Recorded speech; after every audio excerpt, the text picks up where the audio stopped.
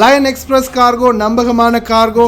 இதோ நீங்களும் தொடர்பு கொண்டு உங்களுடைய கார்கோ பொருட்களை அனுப்பலாம். 90 93 61 67 தொடர்புக்கான இலக்கம் 66 16 84 14. இன்னொரு இலக்கம் 55 17 27 47. அதே போல் இன்னுமொரு இலக்கம் 50 53 79 39. இன்னுமொரு இலக்கம் 99 69 84 94. அஸ்ஸலாமு அலைக்கும் வரஹ்மத்துல்லாஹி வபரகாத்துஹு. அன்பார்ந்த அனைத்து உறவுகளுக்கும் இனிய மதிய வணக்கம். ஒரு வீடியோ ஒன்று இருக்குது, அதை கொஞ்சம் பார்த்துட்டு வாங்க பேசலாம். Tell me, why you steal this one, my money and my gold? Huh? For what? For what? Putting what? Why you steal my gold, my daughter gold, my daughter makeup, and my money, and my phone, and my cream? See, all my children gold. See? My children money. You have Saudi Riyal also, mashallah. Huh? From where you are getting this? Why you open my cabinet and you steal my item? Tell me. Huh? Sorry, I will not. What? I will not steal it. Sorry. You do like this? Now you want to go India? You are a lawyer, huh? You are telling me my granny, she's sick. You want to go there, huh? To sign property paper also. And you want to run away with my gold and with my money? Huh? And even mobile also, mashallah, mashallah. That is my number. Why you steal my money? If you need money, why you didn't tell me? Huh? Sorry. Why you open my cabinet and you steal my money, my gold? Sorry. Huh? Sorry. வணக்கம் சர்பான் தம்பி, எப்படி இருக்கிறீங்க? சோமா இருக்கிறீங்களாமே தம்பி? நேற்றைய தினம் ஒரு voice record உங்களுக்கு அனுப்பியிருந்தேன். இந்த மாதிரி பல தடவை பல கம்ப்ளைண்ட்ஸ் எனக்கு வந்துச்சு. இருந்தும் கூட நான் உங்ககிட்டையும் சொல்லியிருக்கிறேன் இப்படித்தான் சொல்லிட்டு. நீங்கள் கூட போட்டு பல விஷயங்களை நான் பார்த்துருக்குறேன். நம்மளது சிங்கள சகோதரிகளும் தமிழ் சகோதரிகளும் ஒரு இடத்துல ஒத்துமையாக வேலை செய்கிறதுக்கு எப்பயுமே முடியாமல் இருக்குது. அதே மாதிரிக்கு ஒரு ரெண்டு பிள்ளைகள் மேலே மாடியிலேருந்து குதிக்கிறேன்னு சொல்லிட்டு கரைச்சல் தாங்க இல்லாமல் சிங்கள பிள்ளைகளோடு இருக்க இல்லாதுன்னு சொல்லிட்டு அது இஸ்தாரை போட்டிருக்கேன். அதே மாதிரிக்கு ஒரு எம்ப்ளாயர்கிட்ட நான் பேசியிருக்கேன். பாபா, இது ஈரான் ஈராக் பிரச்சனை மாதிரி இவங்களுக்கு என்ன செய்கிறதுன்னு சொல்லிட்டு பேசியிருக்கேன். இருந்தாலும் கூட பேசியும் கூட அந்த சகோதரி அதே மாதிரி தான் நடந்திருக்காங்க. இது சிங்கள பிள்ளைகள் தமிழ் பிள்ளைங்கன்ற அந்த வேற்றுமையில நான் சொல்லலை. ரெண்டு இனமுமே ஒரு இடத்துல வந்தோம். நாங்கள் வேலைக்கு அந்த வேலையை செஞ்சுக்கிட்டு இருக்கணும். பல பிரச்சனைகளுக்கு முகம் கொடுத்துக்கிட்டு இருக்குதுங்க.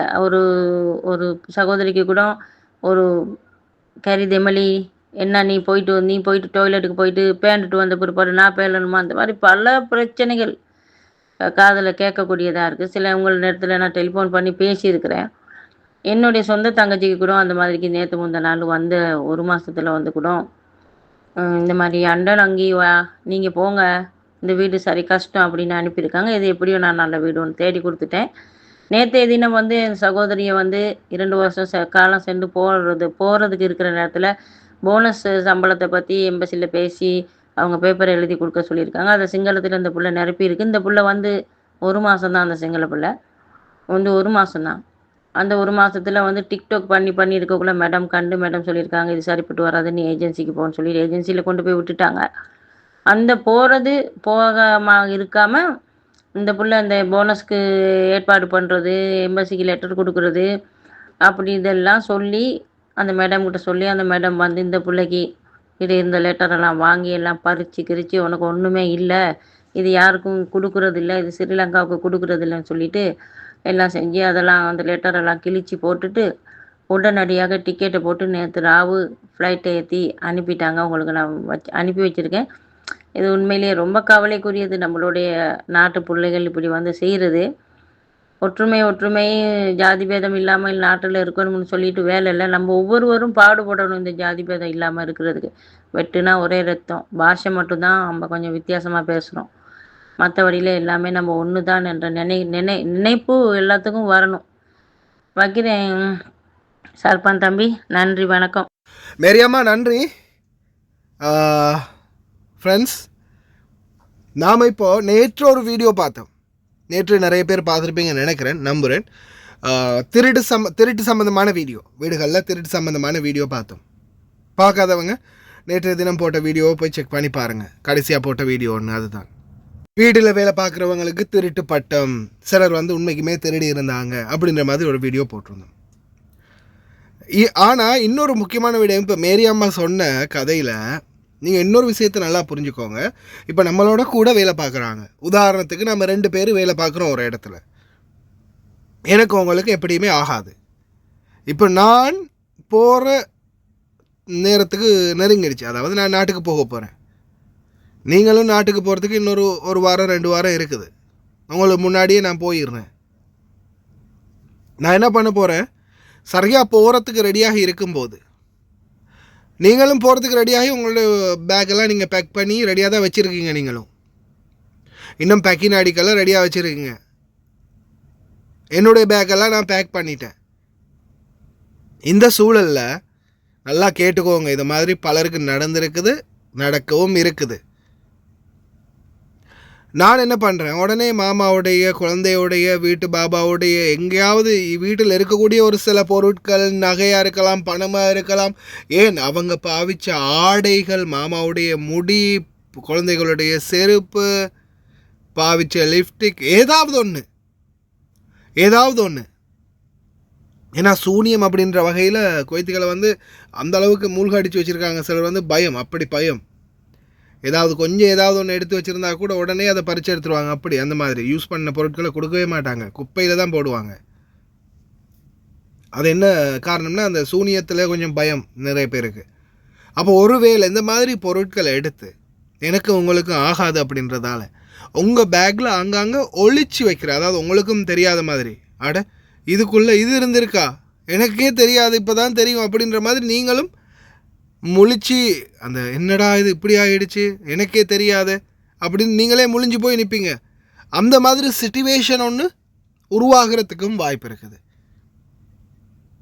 ஏன்னா சிலர் பயத்திலே ஒத்துக்கொள்கிறது, ஆமாம் நான் தான் பண்ணினேன் மன்னிச்சுக்கோங்க, ஏதோ ஒரு பேர் கஸ்தூரியோ இன்னொரு பேர், இதுக்கு முன்னாடி காயத்ரியோ இன்னொரு பேரில் ஒரு பெண், இலங்கை பெண் தான், நீ ஏன் பிள்ளைக்கு அடித்த, நீ அடித்ததானே, சிறுநீரை உன்னோட மாமா பாபாவுடைய சாப்பாட்டில், குழந்தைகளோட சாப்பாட்டில் போட்டதானே அப்படின்னு அவங்க கேட்க ஆமான்னு சொல்லிட்டு அதுக்கப்புறமா தான் அந்த பொம்பளை வெளியில் வந்ததுக்கப்புறம் தான் சொல்லுது, இல்லை அவங்க பயமுறுத்தி தான் வீடியோ எடுத்தாங்கன்னு. அந்த மாதிரியும் சில சம்பவங்கள் நடக்கும். சரியா? அதே போல் இது இந்த மாதிரியான நேரங்களில் நம்ம யாரையுமே நம்ப முடியாது. நம்ம கூட 2 பேர், நம்ம 2 பேர் 3 பேர் வேலை பார்க்குறோம், நம்மளுக்கு அவங்களுக்கு ஒத்து போகலை, ஏதாவது ஒன்றில் பிரச்சனை, ஏதாவது ஒன்றில் நம்மளை போட்டு கொடுத்துக்கிட்டே இருக்கிறாங்க, எப்படியாவது நம்மளை மட்டம் தட்டிக்கிட்டே இருக்கிறாங்க. அப்படின்ற பட்சத்துலையும் நீங்கள் அவங்கள்ட்ட ரொம்ப கவனமாக இருக்கணும். அதே மாதிரி இந்த சிங்களம், தமிழ், சோனி அப்படின்ற அந்த ஒரு சில வார்த்தைகள் நிறைய பேர், சிலர் நான் பார்த்துருக்கேன் வேலைத்தலங்களில் யூஸ் பண்ணுவாங்க. அதான் முக்கியமாக நம்ம ஆளுங்க இன்றைக்கும் இந்த பாருங்கள், இந்த பங்காளிகள் பிலிப்பீன்களையும் தாண்டி நம்ம ஆளுங்க ஏன் கூடுதலாக கஷ்டப்படுறாங்கன்னு பார்த்தா ஒத்துமை இல்லை நம்மளுக்குள்ள. எவனுக்குள்ள ஒத்துமை இருக்குது, எவனை விழுத்தாட்டிட்டு எப்படா மேலே ஏறலான்னு தான் நம்ம ஆளுங்க பார்க்குறது. வேலை பார்க்க வந்த இடத்துல நம்ம வேலையை நம்ம சரியாக செஞ்சுட்டு போவோம் அப்படின்றது இல்லை. அவன் என்ன பண்ணுறான், இவன் என்ன பண்ணுறான், அதை எப்படி அவனை காட்டி கொடுக்கலாம், அவனை எப்படி நம்ம குறை பிடிக்கலாம், அதுதான் நம்மள பல பேருக்கு இருக்கிற நோய், அதாவது தேசிய நோய். எப்படியாவது எவனையாவது காலவாரி விட்டு நாம மேலே போகணும்னு தான் நம்மளுடைய நினைப்பு. அதனால தான் இன்றைக்கும் கஷ்டப்பட்டுக்கிட்டே இருக்கிறோம். தெரியுமா? எத்தனையோ தொழிலாளர்கள் பாருங்கள், அவங்களுக்கு தேவையான நியாயங்களை பெற்றுக்கிட்டே இருக்கிறாங்க. ஏன் ரீசெண்டாக பங்களாதேஷ் நாட்டவர்கள் நாடு கடத்தும் சூழலில் கூட அவங்களுக்கு நியாயம் கிடைச்சிச்சு. ஏன்? ஒற்றுமை, எல்லாரும் ஒற்றுமையாக இருந்ததால். என்றைக்கும் ஒற்றுமையாக இருங்க. ஒற்றுமையை இழந்தீங்க, மொத்தத்தையும் இழந்து போயிடுவீங்க. எதுவுமே நிலைக்காது. கடைசியில் மிஞ்சுறது கஷ்டம் மட்டுமே தான். அதனால் தயவு செய்து அன்பார்ந்த சகோதர சகோதரிகளை சிந்தித்து செயல்படுங்க. வீடியோவை ஷேர் பண்ணுங்கள். வெறும் 105 கேடிக்கு ஒரு 50 இன்ச் ஸ்மார்ட் டிவி வீட்டுக்கே கிடைக்கும்னா நீங்க நம்புறீங்களா? நம்புங்க. லயன் ஆன்லைன் சொல்யூஷன் மூலமா உங்களுக்கு புதிய ஆஃபர் கொண்டு வந்திருக்கிறோம். 50 இன்ச் ஜிபாஸ் ஸ்மார்ட் டிவி. இது ஸ்மார்ட் டிவி உங்களை வீட்டுக்கு ஸ்ரீலங்கால கொண்டு போய் கொடுக்கறதுக்கு வெறும் 105 கேடி. நாங்க இப்படியே கொண்டு போய் கொடுக்க மாட்டோம். இதுக்கு ஒரு பலார் பெட்டி அடிச்சு சேஃப்டியா, கஸ்டமர் சேஃப்டி ரொம்ப முக்கியம். அதனால சேஃப்டியா பலார் பெட்டி அடிச்சு அது கொண்டு போவோம். அதே மாதிரி எங்களுக்கு இதே விட பெரிய டிவி 55 டிவி அவங்களுக்கும் தரலாம். வெறும் 120 கேடி. வேற எந்த சதமும் நாங்க அளவிட போறது இல்ல. 120 கேடிக்கு இந்த ஃபீச்சர்ஸ் உடைய 55 டிவியும் நாங்க தருவோம். அதே மாதிரி அதே விட சின்ன டிவி ஒன்று வேணும்ன்றாக்கள் 42 இன்ச் டிவி எடுக்கலாம். 42 டிவி உங்களை வீட்டுக்கே கொண்டு போய் கொடுக்கறதுக்கு வெறும் 75 கேடி. இந்த மாதிரி ஃபீச்சர்ஸ் உள்ள டிவிகள் வேணும்னா நீங்க நாட வேண்டிய ஒரே இடம் லயன் ஆன்லைன் சொல்யூஷன். ஸ்கிரீன்ல நம்பர் போட்டிக்கிறேன், கண்டிப்பா கால் பண்ணுங்க. விசேஷமா இன்னொன்று சொல்றேன், இந்த டிவி எடுக்கிறாக்கள் எங்கள்கிட்ட என்ன எடுத்தாலும் 1 இயர் வாரண்டி. குவைட்ல மட்டும் இல்ல, ஸ்ரீலங்காலையும் 1 இயர் வாரண்டி தருவோம். நீங்க எடுத்த நாள்ல இருந்து உங்களுக்கு என்ன டிஃபால்ட் இருந்தாலும் நம்ம அதுக்கு பொறுப்பு தருவோம். அதனால புறப்பட தேவையில்ல, கால் பண்ணுங்க. ஸ்கிரீன்ல நம்பரை போட்டிக்கிறேன். இன்னொரு வீடியோல சந்திப்போம். Bye by.